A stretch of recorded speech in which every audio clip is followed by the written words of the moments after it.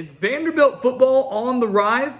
The Commodores carry a lot of momentum into 2023 after beating both Kentucky and Florida to finish the year at 5-7, their best season since 2018. Now the Commodores have their eyes set on the postseason. But the million-dollar question is, can they get there? So welcome back to the Gridiron Expert, guys. We're so glad you could join us today as we break down the Vanderbilt Commodores and predict their schedule and record for this upcoming college football season. As always, please continue to like, comment, subscribe, share our videos, and of course, check out everything down in the description below, including our expert picks over on our website, thegridironexpert.com. Some of the best college football and NFL spread picks in the entire country, beating out over 80% of the national handicappers each of the last 5 years. Also, make sure to check out our Patreon account for exclusive college football content year-round. Become a member of our Patreon Wall of Fame and gain access to that content by doing so. And also, check out our mailing address down in the description. Send us some Vanderbilt gear. I don't feel like they get nearly enough attention, nearly enough credit. We'd love to represent the Commodores. We'd love to anchor down. Send us your team's gear to be represented in every single Gridiron Expert video as we expand our GE Nation from coast to coast. So let's take a look at Vanderbilt, guys. This is a team that I'm actually really excited to watch. I mean, Clark Lee is doing a phenomenal job in Nashville, entering just his third year with the program, but has reignited the fan base and brought some excitement back to Vanderbilt football. That's crazy to think, considering they only went 5-7 last year. But you look at what they bring back. 7 starters back offensively. They actually have the pieces to do something offensively. 24.6 points per game. That's what they averaged last year. That was their best mark since 2018.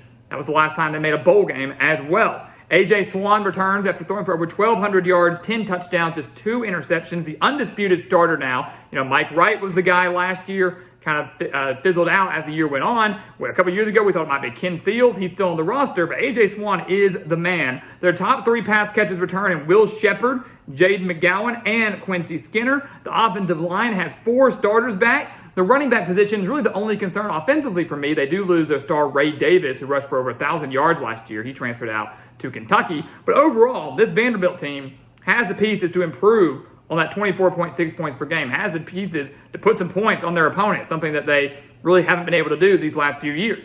Defensively, Clark Lee's a defensive-minded guy. 8 starters are back, but they've got to continue to improve. They allowed 36 points per game last year, over 170 rushing yards per game, nearly 300 passing yards per game. They allowed 291 through the air. Arkansas was the only one worse, allowing 295, at least in the SEC. But 8 starters are back. 9 of their top 12 tacklers are back. C.J. Taylor returns. He is the returning leading tackler outside of Anthony Orji, who unfortunately is gone. This is a Vanderbilt team that in the secondary should be pretty strong, should be better than they were last year, but needs some help on the defensive line as well after only racking up 17 sacks in 2022. But from top to bottom, guys, Clark Lee has put together a solid team.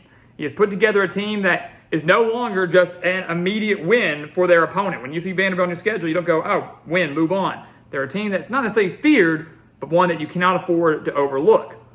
Take a look at Vanderbilt's schedule. Open up in week 0, just like they did last year, against Hawaii. I think that's a win. I actually think they start 2-0. I think they're going to beat Hawaii and Alabama A&M.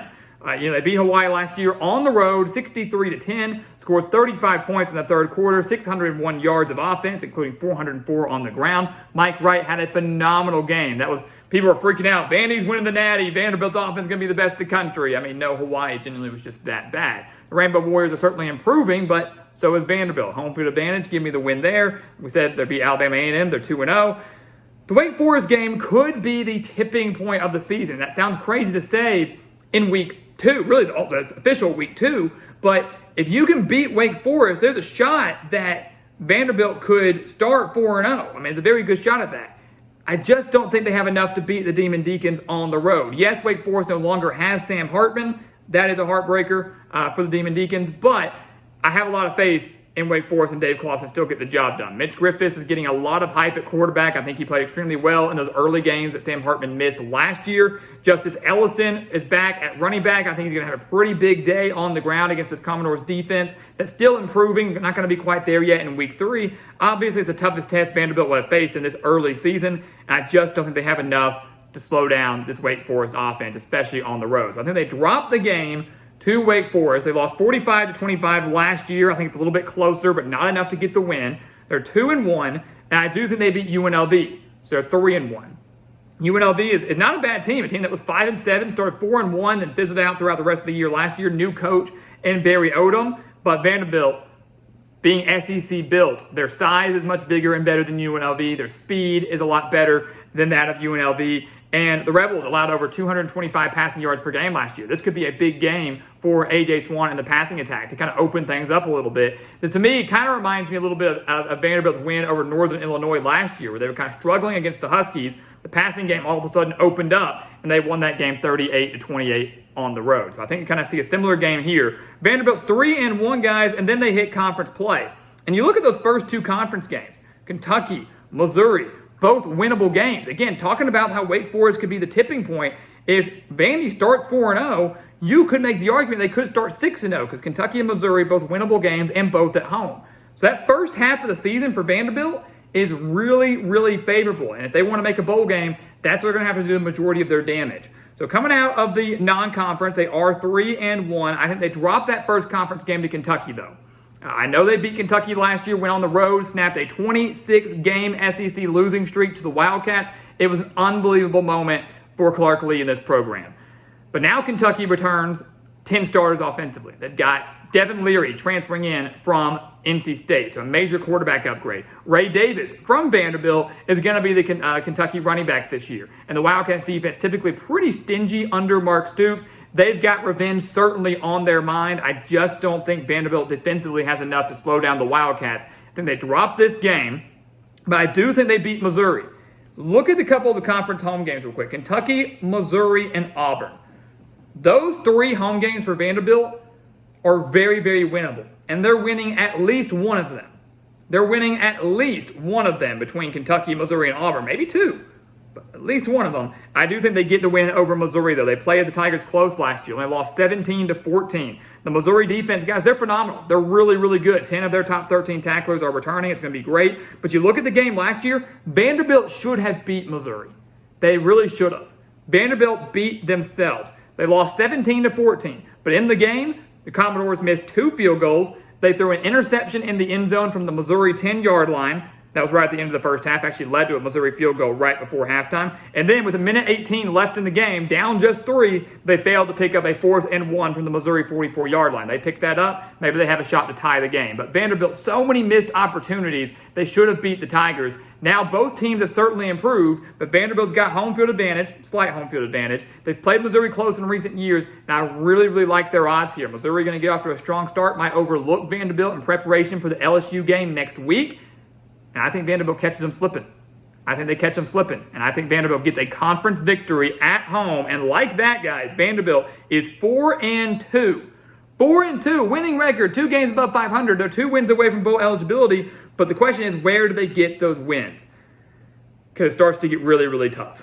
They go on the road to Florida in the Swamp. I think that's a loss. I know they beat Florida last year by 7, beat them 31-24. The Gators, I don't want to say are going to be improved, but that defense should be relatively decent. The offense is not going to be all that great, but the biggest thing is home field advantage. It is so tough to win in the Swamp, regardless of how good Florida is, how bad Florida is, and regardless of who you are. I just don't think Vanderbilt has enough mentally to win this game in the Swamp, but I do think that the Florida run game goes off for a very big day against this Vanderbilt rushing defense. So they fall to Florida. They'll certainly fall to Georgia, a team they lost to 55-0 last year, have lost the last 2 meetings against the Dogs by a combined score of 117-0. Don't think they're going to get shut out this year, at least for their sake. I hope they aren't. But they will lose to Georgia. So just like that, from 4-2 to 4-4, you come out of the bye week, you're going to fall to Ole Miss. Vanderbilt held their own last year, right? Was actually beating Ole Miss 20-17 at halftime before kind of falling apart and losing 52-28. It's one of those things where Vanderbilt did a great job shutting down Quinshon Judkins and shutting down that Ole Miss run game, but in their secondary, they gave up nearly 300 yards per game, let up, and Ole Miss threw for 448 yards through the air. It's like, pick your poison. Which one are you going to stop? Ole Miss is so talented on both sides, both through the air and on the ground, that I don't have faith in Vanderbilt's defense to stop both. They can stop one, but not both. On the road in Oxford, I do think they fall to the Rebels. So they're at 4-5 with 3 games left. They have an opportunity to get that 5th win at home against Auburn. Auburn's not going to be as good as people want them to be this year. Everybody's hyping up the Tigers, saying Hugh Freeze is here, so they're going to be great. They're going to become national title contenders like that. I'm here to say not so fast. I don't have a lot of faith in Robbie Ashford or Peyton Thorne. at quarterback right now for Auburn. The defense still needs a lot of work after giving up nearly 30 points per game. This is a winnable game for Vanderbilt on Senior Day. I don't think they're going to get the job done. I don't think they get it done. I think this late in the year, the Auburn defense, led by Ron Roberts, who's a very good defensive coordinator, I think he has kind of fixed up that Tigers defense more so than people realize with 9 starters back. Offensively, while they won't be great, the run game should be solid, and I think if Hugh Freeze implements his style of ball and Robbie Ashford really gets going, takes better care of the football, utilizes that RPO style that Hugh Freeze wants to run, that offense will be tougher to stop. I'm not saying Auburn's going to be great, but they are going to be good enough to beat Vanderbilt. So I think the Commodores lose to the Tigers, and I do think they drop their last 2 games to South Carolina and Tennessee. South Carolina on the road, late in the year, Williams-Brice Stadium, not easy, especially with Spencer Rattler at the helm. And then Tennessee, they fell to the Volunteers 56-0 last year. Had Vanderbilt won that game, they would have gone bowling. Didn't stand a chance from the get-go, even without Hendon Hooker. Joe Milton torched them, and I think he'll torch them again this year, especially in Knoxville. So with that, guys, we have Vanderbilt going 4-8. Now, I know it's unfortunate because last year Vanderbilt went 5-7, so we're having them taking a minor step back. I don't like having them taking that minor step back, but the schedule is very difficult. Vanderbilt is improving, but so is everybody else. Again, the Wake Forest game is huge. If you find a way to win that Wake Forest game, you're probably 4-0 heading into conference play, and things are looking great because then all you got to do really is win 2 of those home games that we mentioned against Kentucky, Missouri, and Auburn, all very, very, very winnable. And we do think they will beat the Tigers, which really for us means they're, 2 wins away from getting to bowl eligibility. Maybe it's Kentucky and Auburn they beat. Maybe it's Wake Forest and then one of them that they beat. The talent to me is there for Vanderbilt to go bowling. I just don't think they have enough defensively to get there yet. And like I said, I think the other teams are improving with them, which is going to make things a lot tougher. Vanderbilt's a lot more competitive than they've been in years past. Clark Lee's recruiting extremely well. The talent is slowly but surely coming together. I do think he's the right man for the job. I think next year could be the year that Vanderbilt really takes that major step forward. But this year, Vandy goes 4-8, is a lot more competitive. The football is fun to watch, but they're about a year or 2 away from finally breaking through and making the postseason for the first time since 2018. So guys, as always, thank you so much for watching us here at the Gridiron Expert on YouTube. Make sure to continue to like, comment, subscribe, share our videos, and of course, check out everything down in the description below. Our expert picks over on our website, thegridironexpert.com. Do not miss out on those, beating out over 80% of the national handicappers each of the last 5 years. Check out our Patreon account for exclusive college football content year-round. Our mailing address to send us some gear. Let's anchor down right here at the Gridiron Expert. And once again, guys, as always, thank you so much for watching, and we'll see you next time right here on the Gridiron Expert. Yeah.